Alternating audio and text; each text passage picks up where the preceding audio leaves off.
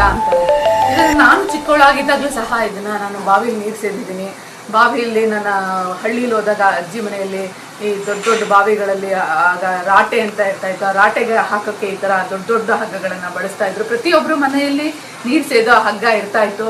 ಮತ್ತು ನಮ್ಮ ಹಗ್ಗ ಕಿತ್ತೋದ್ರೆ ಮತ್ತೊಬ್ಬರು ಪಕ್ಕದ ಮನೆಯಲ್ಲಿ ತೆಗೆದುಕೊಂಡು ನಾವು ಒಂದು ರೀತಿ ಸೌಹಾರ್ದವಾಗಿ ಆ ರೀತಿ ಹಗ್ಗಗಳನ್ನ ಬಳಸುವಂಥ ಒಂದು ಕಾಲ ಇತ್ತು. ಇವತ್ತು ನಾವು ಕೂತ್ ಕಡೆ ನೀರು ಬರ್ತಾ ಇದೆ, ಸಂತೋಷ, ನೀರು ಬರ್ತಾ ಇದೆ. ಅದರಿಂದ ನೀರಿನ ಮೌಲ್ಯ ಗೊತ್ತಾಗ್ತಾ ಇಲ್ಲ, ಹಗ್ಗದ ಮೌಲ್ಯನೂ ಗೊತ್ತಾಗ್ತಾ ಇಲ್ಲ.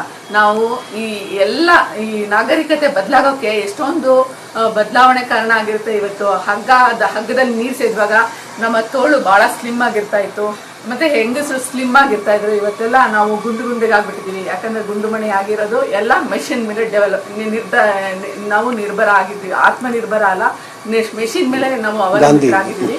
ಆದ್ರಿಂದ ಗಾಂಧೀಜಿ ಹೇಳ್ತಾ ಇದ್ದು ದೈಹಿಕ ಶ್ರಮಕ್ಕೆ ಜಾಸ್ತಿ ಒತ್ತು ಕೊಡಿ ಅಂತ. ಈಗಲೂ ಕೆಲವು ಕಡೆ ಬಾವಿಗಳಿದ್ದಾವೆ, ನಾವು ನೋಡೋಕೆ ಸಿಗುತ್ತೆ, ಪ್ರಾಚೀನ ಬಾವಿಗಳು ಇದ್ದಾವೆ.